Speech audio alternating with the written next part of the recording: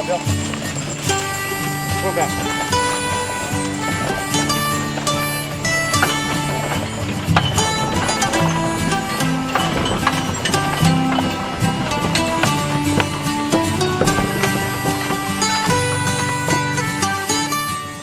Teams of mules pulled wagons of freight throughout the western United States before the Civil War of 1861.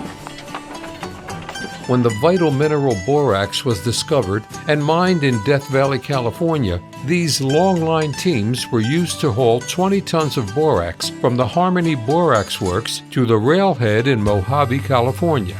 The 165-mile trail was used from 1884 to 1888 until the business went bankrupt and hauling borax from the Harmony Borax Works was no longer profitable.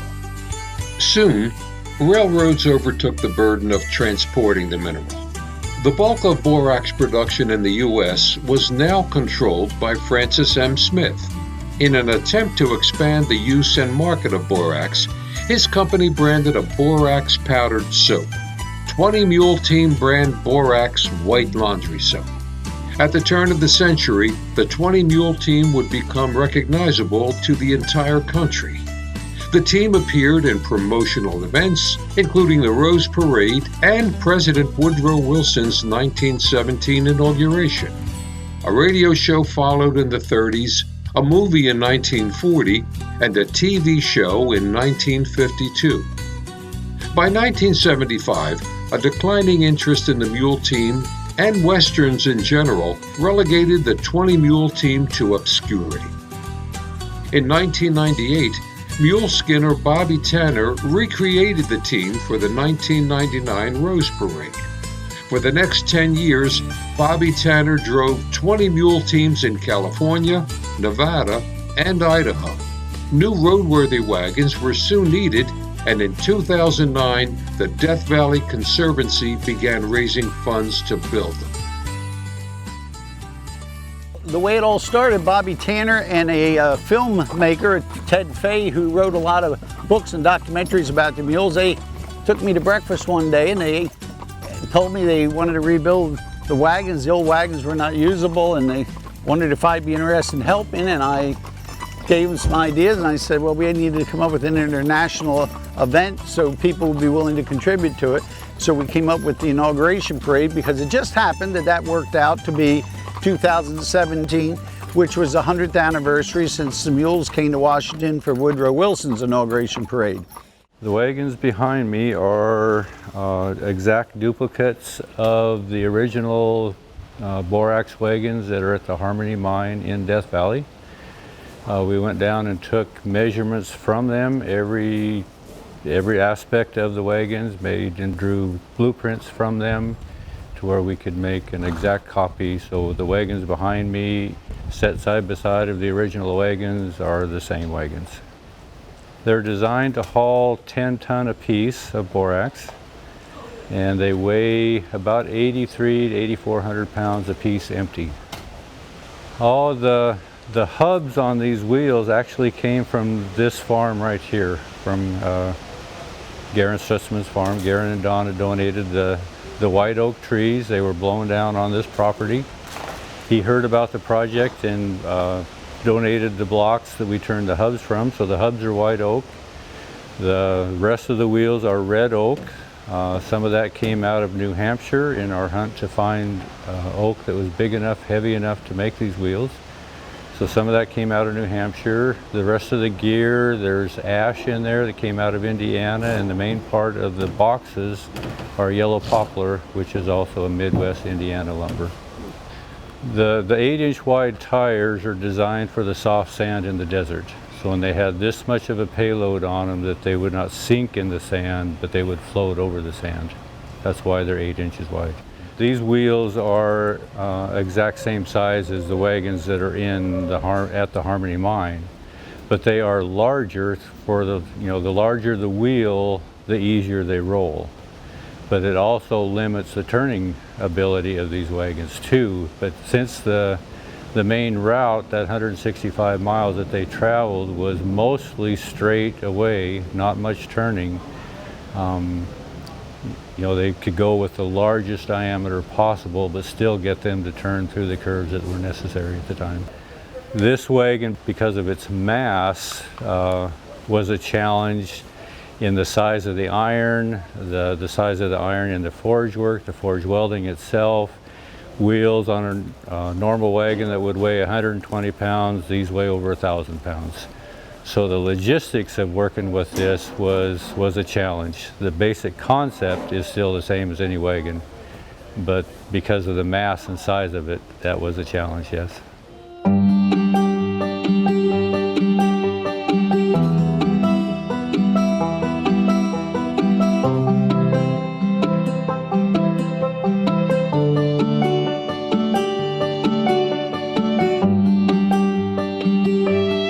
The way I got involved with the 20 Mule Team, I met Bobby Tanner at a mule sale in Tennessee, and he was buying a bunch of black mules that looked like the kind of mules I like. They look a lot like Pat and Pearl here.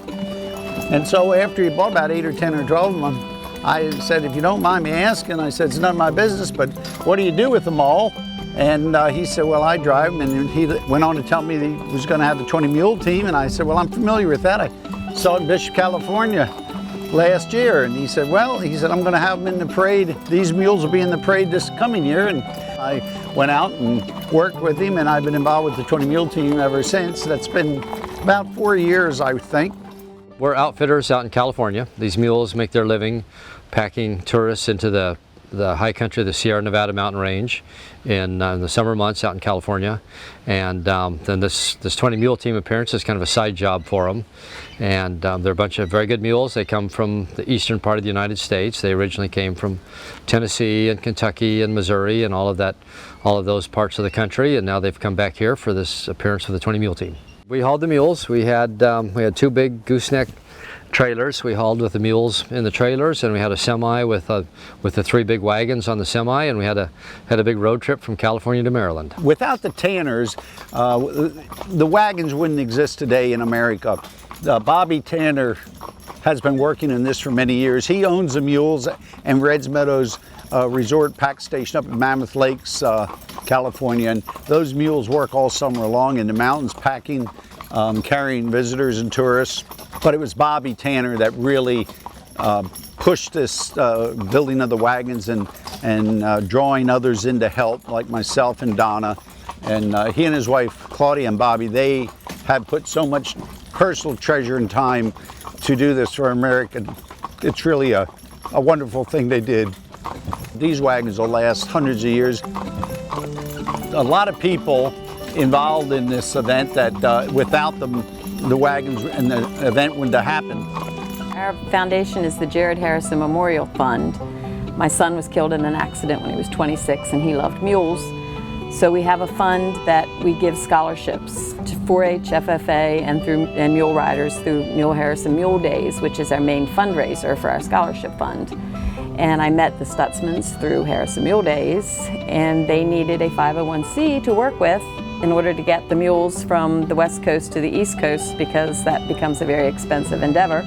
My wife Donna called Sue Harrison and asked her, and in just a matter of minutes, Sue had expressed a great interest and a desire to help. She said this is exactly the kind of program that Jared would love to have been involved in. Their primary fundraising event every year is the Harrison Mule Days, which happens in October, and we participate and we have a lot of fun with that. But they stepped right up when they knew we needed to raise the money, and it was helpful to have a 501c3 so that people's contributions could go into that. And they were just very generous with helping us organize the fundraising effort. We couldn't have done it without the Harrison family.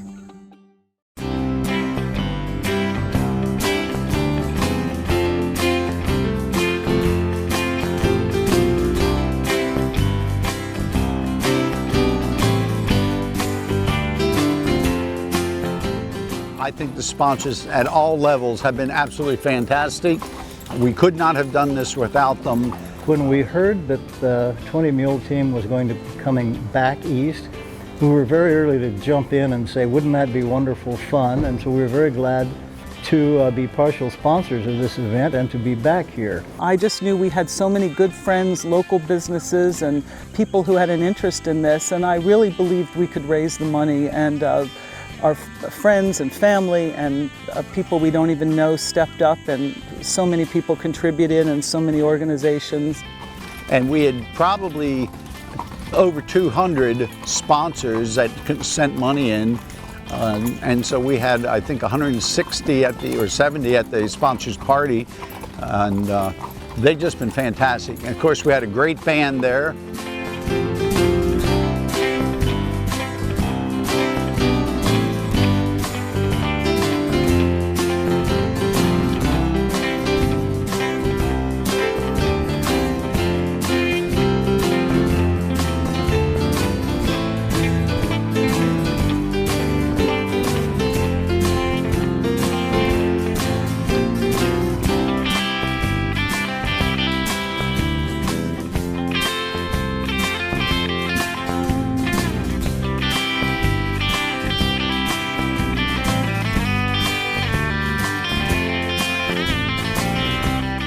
Well, the volunteers are just so fantastic. The proper name for all those volunteers is Mule Skinners.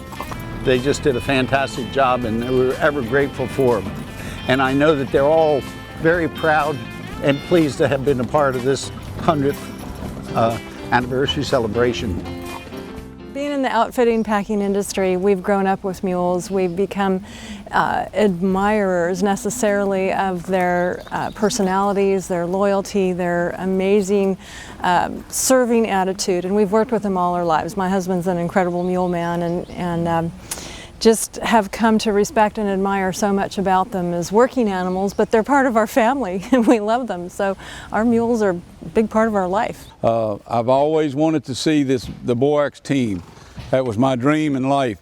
I just always liked the mule over a horse. I always favored a mule. It was really a great honor for me to be able to come down here and see these big wagons and all these mules. My wife and I own 10 mules of our own. You know, mules have just been a big part of our life, and still is. We enjoy our mules, and one thing about a mule, you can talk to a mule and he don't talk back. So that's a plus. That's really a plus with a mule. Mules are fascinating. They're far less forgiving in a lot of ways, but then in some ways, when you really click with the mule, they really gift you with a lot.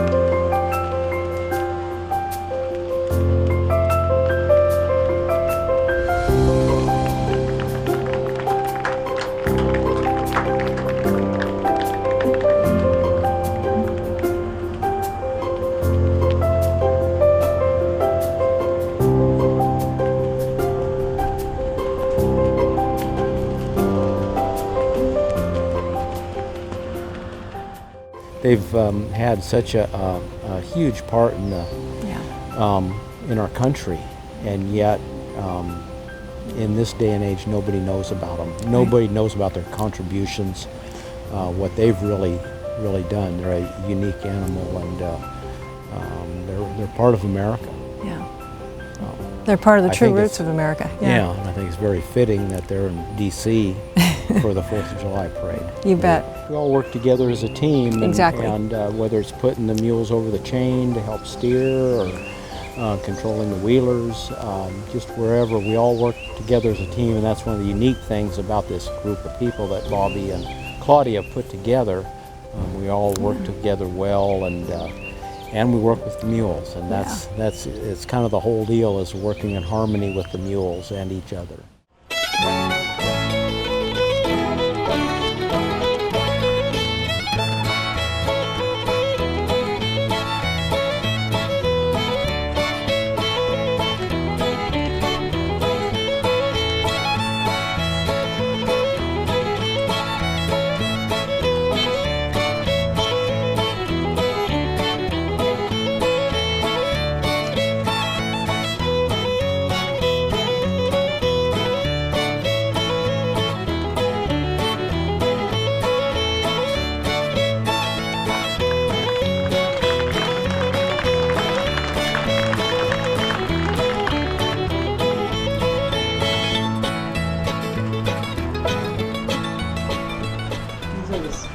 Spinning. We've got to usually demonstrate 4 spins in each direction, and that one back foot shouldn't really move too much, which should look really nicely there.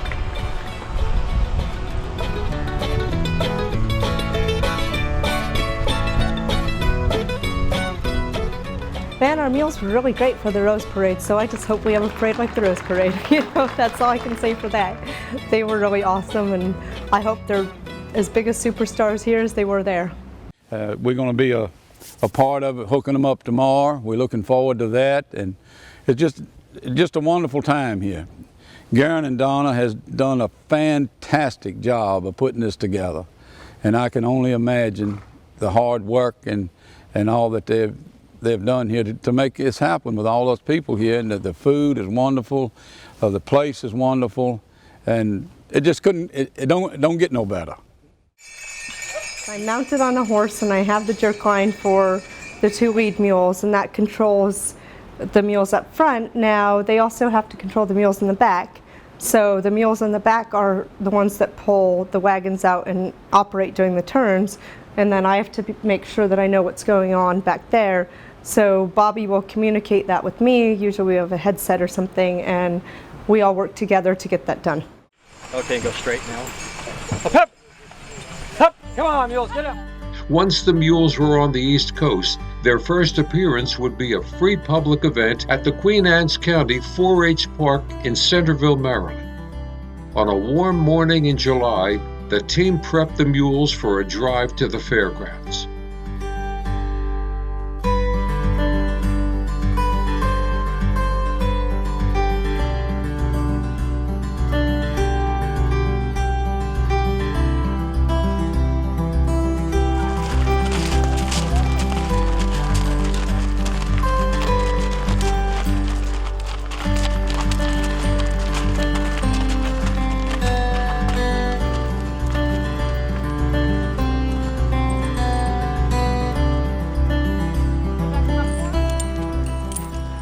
Lee, let's crisscross those chains again to the inside tug there.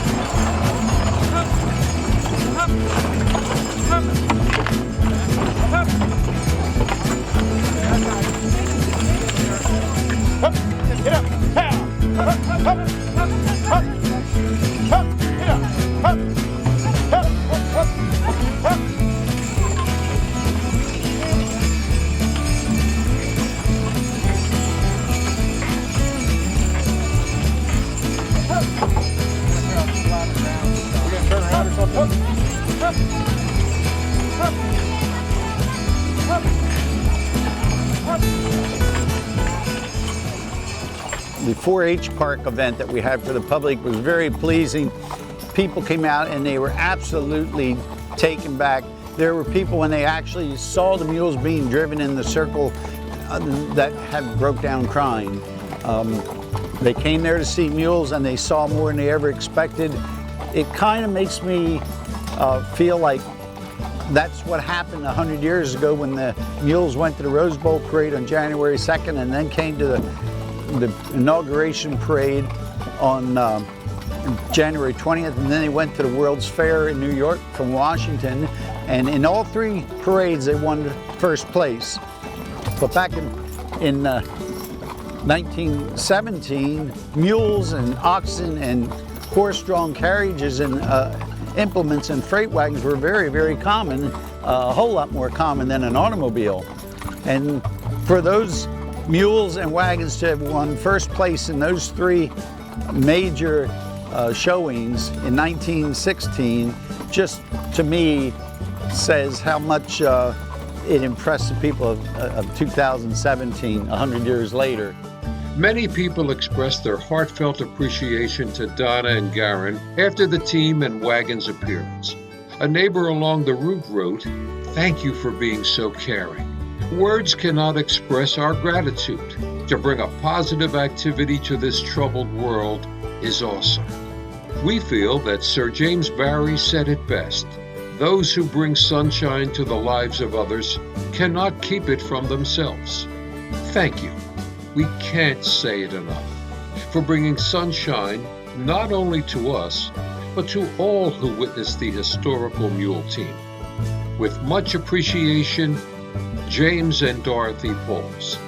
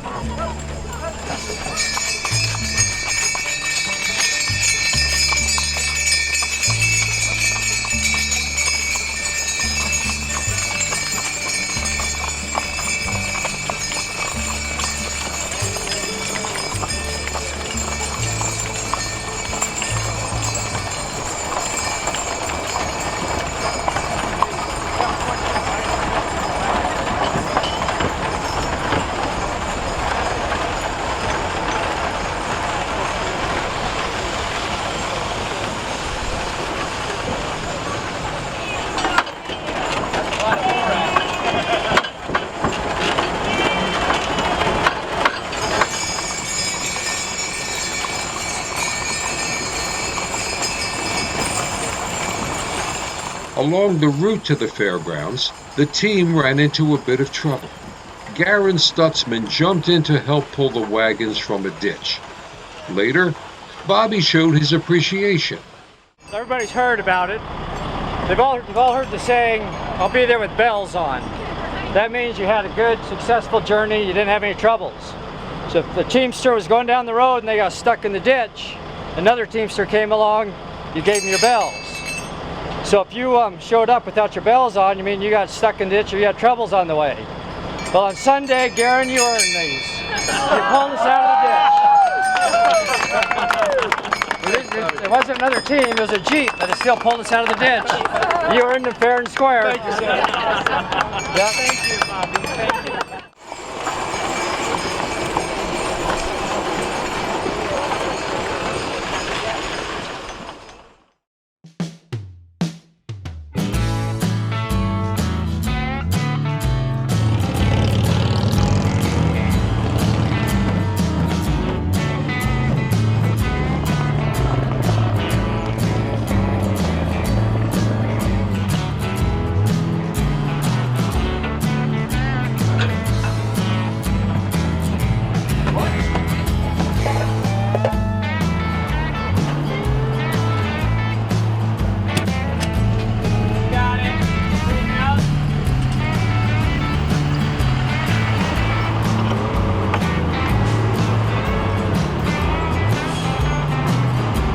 Gotta lift that end up higher.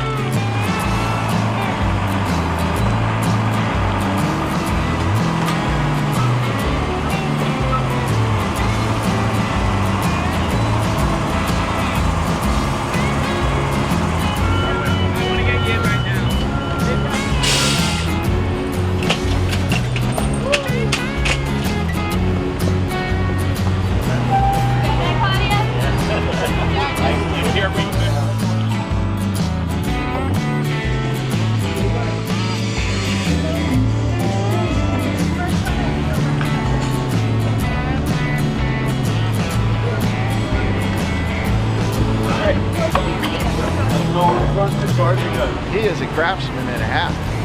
The steel working all you Ford can't do a Delmer's glue, huh? Oh, give me a break. You just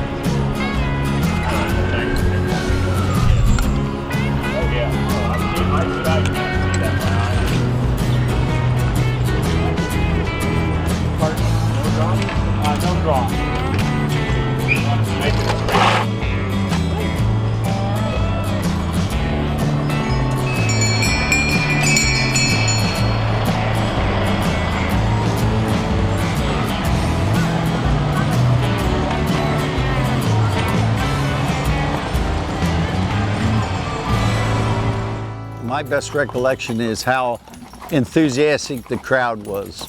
The people that had never seen a mule had no idea what a mule was or anything else. They were 10 deep for a mile long on both sides of the road there.